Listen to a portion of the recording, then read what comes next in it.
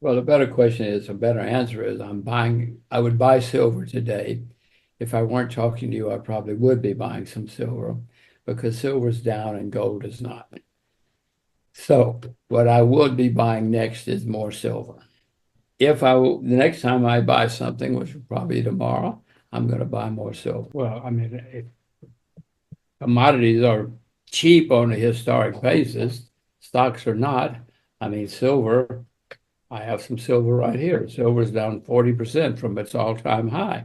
That's not hysteria when something's down 40%. Gold is making its all-time high. I own some gold. I'm not buying it now, but there are things in the market that are certainly cheaper than some of the stocks that are going up every day. Well, I own an index, but I don't really own platinum and palladium outright. Uh, Partly because I don't know what I'm doing, but also because it seems to me cars and filters are not so in demand as they were maybe 10 years ago. Electric cars have come along, lots of things, technology changing. Not that I know what I'm talking about, but I do know technology is changing. And maybe that's the one reason we don't need as much platinum and palladium as we did before. Well, perhaps, as I say, I mainly own the Rogers Index, commodities index, as a simple way to play most of these things. But from what I read, yes, we are going to all use electric cars someday, electric trucks. And yes, you and I both know that nickel's very involved if we're all going to have nickel electric cars someday. Hmm. I don't own nickel except in the index, but maybe I should. Is You there do some, own silver and gold outside the index. Yes, but I have owned gold for 60 or 70 years. I've owned silver for 60 or 70 years. I'm too lazy to sell it, and I want my children to own it someday. I'm an old peasant, and when things go bad, all of us old peasants want some silver in the closet. We want some gold under the bed because we know that the only thing that will save us in disasters are gold and silver. Not the only thing, but a couple of things. I used to own miners. I'm just a little lazy right now to own the miners. I mean, you'll make a staggering amount of money, Antonio, as you know. If you know a company that's going to find gold in Berlin, oh my gosh, you'll make a fortune. I don't know that company, and it's hard work to find those companies. So I mainly just own the real stuff. Well, a better answer is I would buy silver today. If I weren't talking to you, I probably would be buying some silver because silver's down and gold is not. So what I would be buying next is more silver. The next time I buy something, which will probably be tomorrow, I'm going to buy more silver. I do own, by the way, in world history, silver has been more useful than gold in most of world history.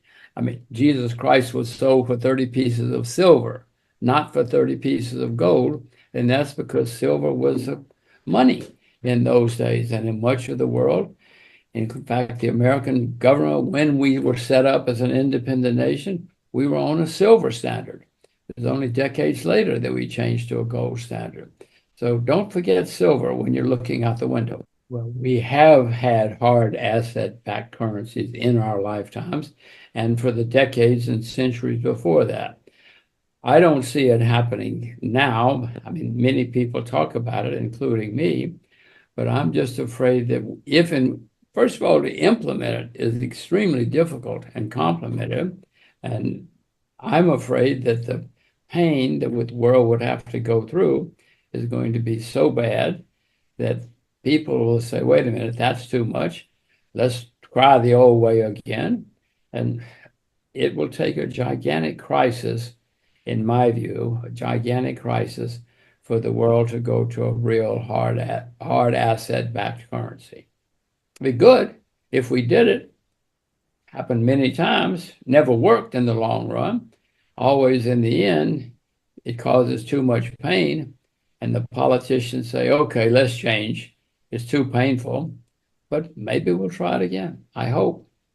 The economy gets soft and weak to have a strict, if you stop spending gigantic amounts of money, which you would have to do on a hard asset-backed system, they would have to stop spending a lot of money. When you stop spending a lot of easy money, many people suffer. The people who've been getting that money suffer, and then the whole system has to start over again. Or they go soft again. They say, okay, we're not going to cause any more pain. Spend your money. We'll lend it to you. We'll lend you as much money as you need. Well, I know that the world is running out of known supplies of oil. So yes, I had rather own oil and energy than be short it. But I am not short energy now. But I do know that unless something happens pretty quickly, known supplies of oil continue to decline. And that's going to lead to more bull markets in energy in the future.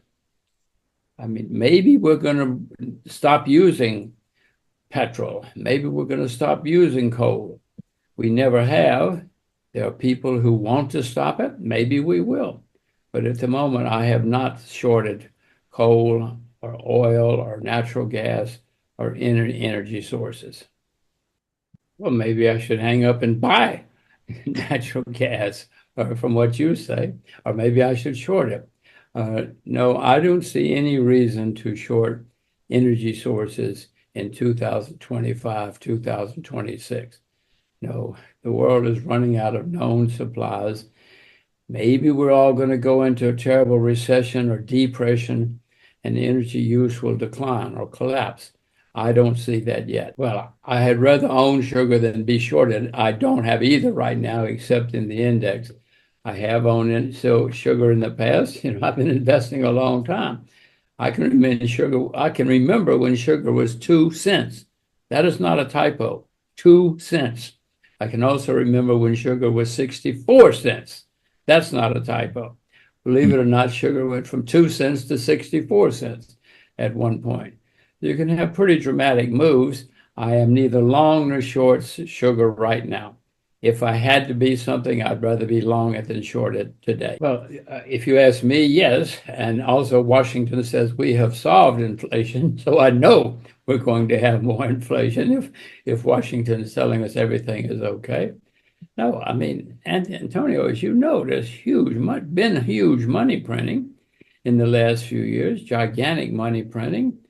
And that has always led to inflation eventually. The central bank in America says we've solved the problem. They've said that many times in my lifetime, many times in history. No, the money printing is unbelievable. The debt for the U.S. government is, I'm glad I'm old. It's a good time to be old because young Americans are going to have huge problems. Huge economic problems with the debt in the future.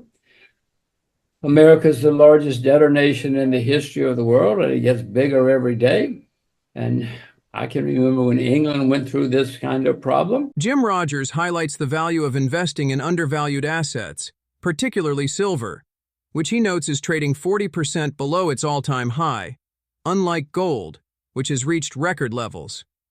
He advocates buying silver now due to its historical affordability and utility. Rogers critiques excessive U.S. debt and money printing, likening the current situation to Britain's decline from global power to bankruptcy in the 1970s. He stresses that such practices inevitably lead to inflation and economic instability. Rogers underscores the importance of hard assets like gold and silver as financial safeguards during crises, citing their enduring value over centuries. He remains committed to these investments, viewing them as long-term stores of wealth and plans to pass them to his children. While skeptical of certain commodities like platinum due to changing technology, he views energy and essential resources as critical future investments, reflecting a historically informed and cautious approach to market dynamics.